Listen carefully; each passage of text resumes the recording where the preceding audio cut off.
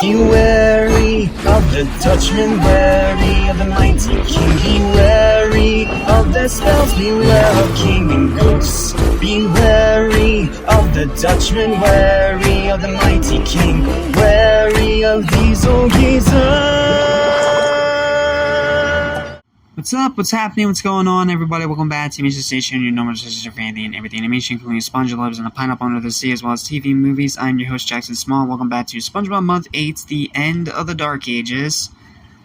And today, oh boy, today we gotta talk about both a really good episode and one of the worst in the entire show.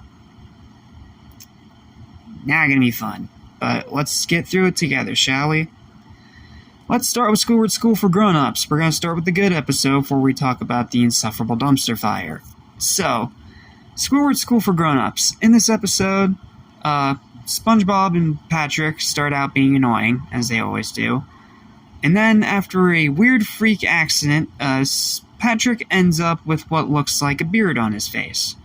Patrick is then coerced by Squidward, after Squidward sees his beard, to start acting more adult and mature. Which, of course, leads to SpongeBob and his friendship being tested. You've seen this plot before. But then, as things keep escalating and SpongeBob keeps struggling to try to get Patrick to play with him rather than continuously listen to Squidward's nonsense, it all crescendos, quite literally, into a live opera performance where SpongeBob literally begs his friend not to leave him, which causes him to cry, and leads into the final twist of the episode that it wasn't a beard on Patrick's face, it was a sea urchin. Or whatever they call it. I don't know what creature they call this thing. And then the episode ends with everything returning to normal, and SpongeBob and Patrick's friendship healed. Oh, and Squidward gets karma for being a sourpuss by getting tomatoed again. And that's the episode. So, the episode's not great because it's obvious plot recycling. We've seen the SpongeBob-Patrick friendship tested plot done 1,000 times before. And Squidward is a little bit unlikable in this episode because he literally rubs it in SpongeBob's face that Patrick keeps acting so much more mature than him. And it does get tiring. And not every joke in this episode works. However, while I do think this plot is done a little better in SpongeBob Long Pants, which I believe is in Season 9, where it's pretty much a SpongeBob episode that spreads the moral of you don't want to grow up too fast. It's a moral that we've seen before, and it's not even the first time SpongeBob has tackled this topic. But it's still a decent episode, and it does a good job portraying that moral really well. So, now we get into the highlights of the episode. Yeah, we're just flying through this because it's 2 in the morning, and I want to get through the really terrible episode that comes up after this one as fast as possible so I can go straight into editing and then go to sleep. So, highlight number 1 for this episode is the bow tie gag, where Squidward shows Patrick how to tie a bow tie, and then Patrick... sorry, I probably just said that backwards. Squidward shows Patrick how to tie a bow tie, then Patrick does it wrong, and then SpongeBob does it even more wrong and comes out in a full suit for no reason. That got a chuckle out of me, it's pretty funny. Then highlight number 2 is, of course, the Dear Friend song. It's another one of those really short SpongeBob songs that is criminally underrated and needs to be talked about more. Like, genuinely love this song. It sounds really nice, despite it being, well, opera. And then the final highlight is the twist at the end. I'll admit, I did not see the twist coming, and I didn't even think that the thing that was on Patrick's face was not actually his beard. It was a sea urchin, or some kind of weird sea creature. I will admit, I didn't see that twist coming, and it was actually pretty good.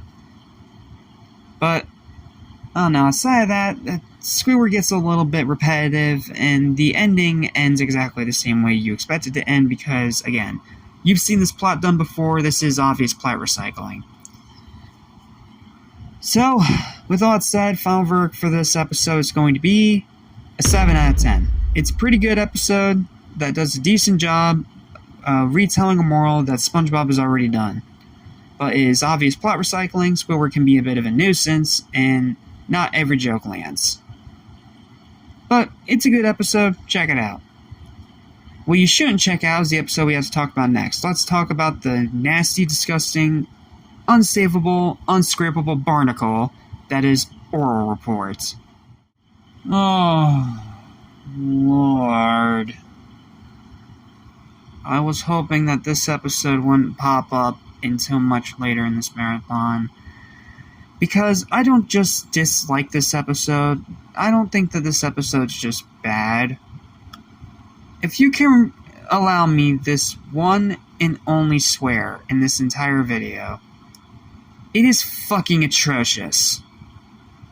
It is one of the worst episodes in SpongeBob. It is a culmination of every single problem in modern SpongeBob rolled into one episode. And it is an insufferable, repetitive, recycled pile of absolute crap. Like, absolutely hate this episode. Like, I hate it with a burning passion. So let's just get through it very quick. And no highlights because this episode sucks so bad. So, SpongeBob is trying to practice doing public speaking at the Krusty Krab, even though it's for Boeing school. So in other words, he's literally taking time off of work while he's at work trying to do another thing. And this leads to all the customers outside becoming zombies for no reason, and then they decide to beat up Squidward for no reason. To quote Mr. Enter, yep, let's shoehorn in some Squidward torture porn for the brief moment that he's here. Then we move on to Patrick. This is a Patrick's a prick episode by every sense of the definition, and one of the worst in that category. Yes, almost as bad as yours, mine, and mine. It does suck that bad. So, what of all happens in this part? Well, SpongeBob asks for Patrick's assistance in public speaking, but Patrick does literally everything possible to not only make SpongeBob nervous, but also make it literally impossible for SpongeBob to demand this speech without, having a panic attack. Because he throws pillows at SpongeBob, he falls asleep, he asks for a hall pass, he dresses like Mrs. Puff for no reason, he puts SpongeBob on a treadmill, he keeps demanding the speech. Like, this is not helping, dude. You're just being an asshole. Okay, allow me 2 swears this episode, sorry. And then, after that all fails, SpongeBob then goes to Sandy, who gives him underwear goggles. Yes, they have to just completely refer to that stupid underpants myth. Were they crunched for time or something? Why is this writing so terrible? So then SpongeBob sees Sandy in her underwear, and then sees that Patrick has nothing. Okay, that's one funny scene, I'll give you that one. And then, for no reason, Patrick accompanies SpongeBob to boating class because he needs to screw something up. And that's exactly what he does when he breaks the lens on the goggles, causing SpongeBob to see all the underpants of everyone else, literally taunting him and berating him, causing him to run out of the classroom and commit Grand Theft Auto by stealing a boat and speeding down the road. And yeah, this is another Boeing School episode where Mrs. Puff ends up either injured or in jail for no reason. And guess what? Patrick gets no recuperation for his actions. Like, at all. No recuperation, no nothing. He's literally the reason that SpongeBob did what he did. And yet, he takes nothing for it. He gets no karma for being such a barnacle the entire episode. And it is so infuriating. And outside of that one joke about Patrick not wearing anything, which isn't even that funny, and it was more just, being so below the bottom of the barrel that the dumbest things make you laugh.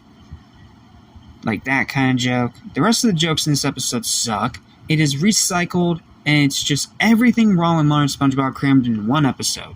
Squidward torture porn, Patrick's a prick, Boeing school monotony, Mrs. Puff getting injured or going to jail for no reason, just because it's a Boeing school episode. Patrick gets no repercussions for his actions. The townspeople, aka the students in this episode, are mean-spirited douchebags. Okay, 3 swears, sorry. And it all amounts to one of the most tedious things I've ever had to watch. And that is why this episode's final verdict is a damning and very well-deserved 0 out of 10. Yes, the first bad episode we've looked at this season, and it's literally one of the worst of this season. Screw this episode. I hate it.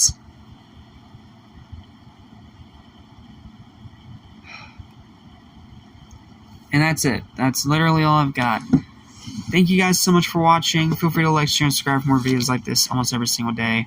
My voice is now officially shot, and I'm getting very, very tired of everything. So, all I can say is thank you so much for watching. Sorry for getting really angry in this second review, but this episode, it's one that needed to be torn apart. And we're going to have another one to tear apart tomorrow, because we have another instance of a really good episode combined with one of the worst in the entire show. Lovely. See you next time for Sweet and Sour Squid and a Patrick's a Prick episode again in the Googly Artist. Oh boy. Better get the ibuprofen ready. Thank you guys for watching. Stay spongy. I'll see you in the next review. Beware of King